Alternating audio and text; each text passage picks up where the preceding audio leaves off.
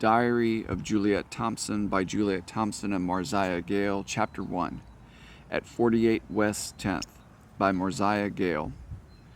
Whether or not General Tom Thumb, Barnum's midget, and at the start of his career 25 inches long, weighing in at 15 pounds, ever owned the Greenwich Village brownstone where Juliet and Daisy, Marguerite Pompelli Smith, lived so many years, we do not know.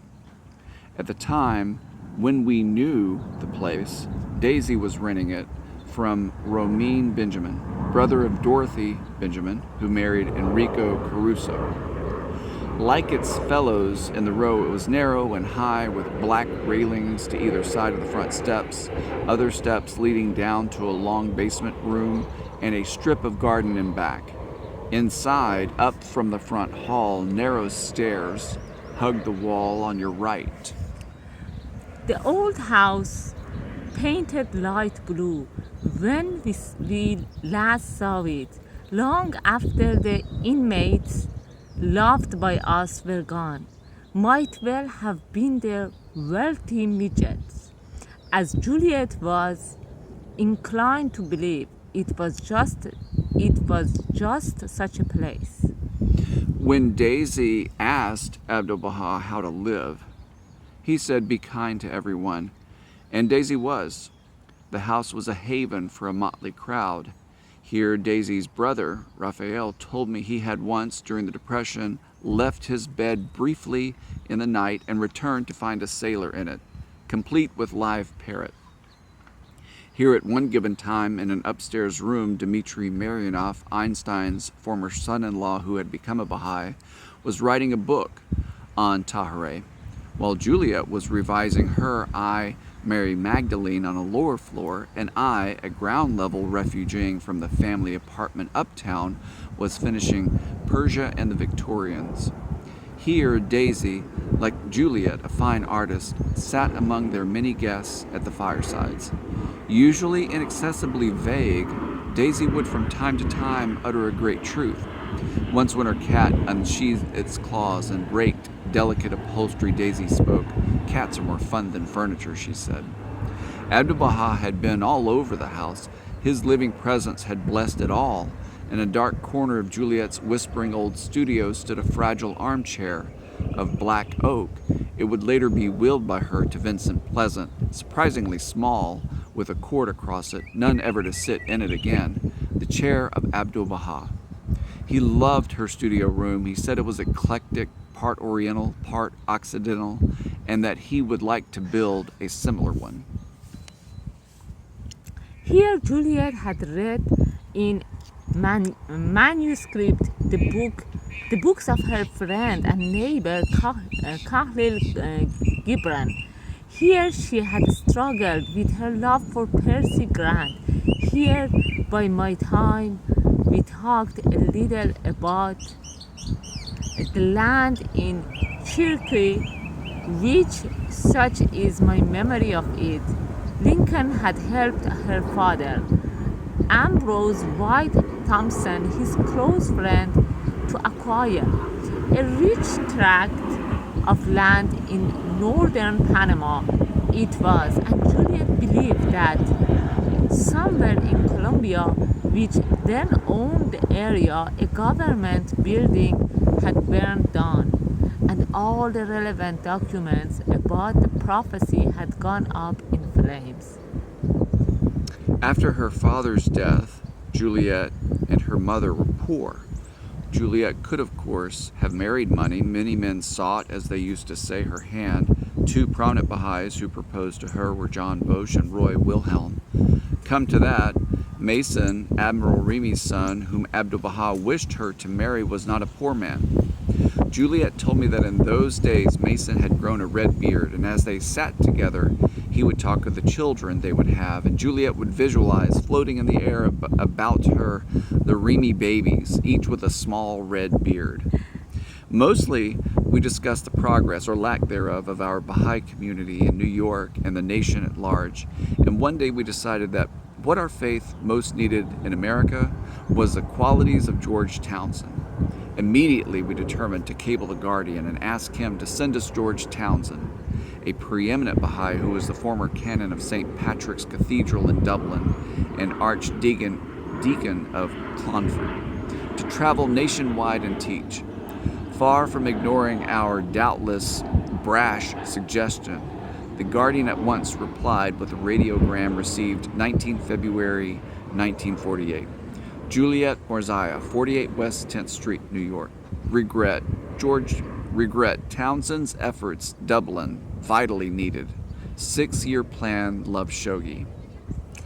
Abdu'l-Bahá teaches that we must never belittle the thought of another. Bahá'í Administration, page 22. And although Shoghi Effendi was carrying the whole Bahá'í world on his back, he did not belittle ours, and he took the time to answer. Once, when the powers that be were making life difficult for me in another city, Juliet wrote them in a letter in my favor. To this, there was no reply. What status did Juliet have? She was only one, the master said, that future queens would envy, only one who would be remembered long after the rest of us were gone and forgotten. She was always a rebel. She did not hesitate to speak well of the Germans during World War I and to exhibit the Kaiser's picture on her living room table, something like setting up a statue of Herod in a cathedral at the time. In later years, she decided to rewrite I, Mary Magdalene, and make Judas a certain leading individual who afterward lived on to receive great honors in our faith. Juliet was a Celt from a long line of early bards, and she was kin to Edward Fitzgerald of the Rubaiyat. Her Irishness did not apparently extend to that country's religion. She told me that when her father was dying, he was by chance in the hands of the nuns, and they moved about, seeing to it that extreme unction, as it was often called, as it was then called, was duly administered, while her non-Catholic mother wrung her hands, reassuring the moribund, raised his head and said, "Never mind, Celeste, it doesn't amount to a damn." Rebels are valuable, but they are not always right. Once, contrary to everyone's advice, Juliet's strong feelings about an individual led her and Daisy astray.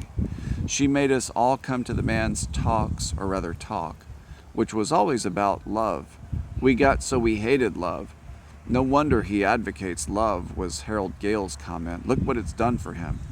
It had certainly given him Juliet and Daisy, and only later on did they see the light being that his main interest seemed to be Daisy's bank account. As the Guardian once commented, our world order is founded on justice, not love. Our governing institutions are houses of justice, not love. The man did bring many to hear about love at Juliet's, which used to remind me of Romain Benjamin's gloomy prophecy that the ceilings would fall in. It was the unconventional rebel quality in Juliet, this plus her sympathy and true love, that attracted so many to her, particularly the young.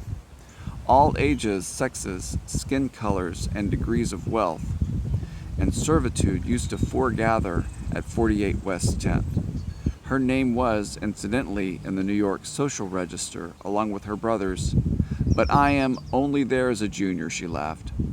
This unconventional quality of hers, frightening to any establishment, appealed to the Guardian as it had to the master before him. We remember writing to the Guardian once about a town where the activity was barely detectable, and he replied that the situation was due to the lethargy and conservatism of certain elements in the community. Abdu'l-Bahá praised Juliet repeatedly for her absolute truthfulness on her second pilgrimage. When the Guardian asked her, "Do you like the Wilmette Temple? She answered, no, it looks like a wedding cake. She added, relaying the conversation to me. We used to call it Mrs. True's Church. Mrs. Corinne True, later a hand of the faith, was known as the mother of the temple. She said Mason Ramey withdrew his design in favor of Louis Bourge's, although each received the same number of votes.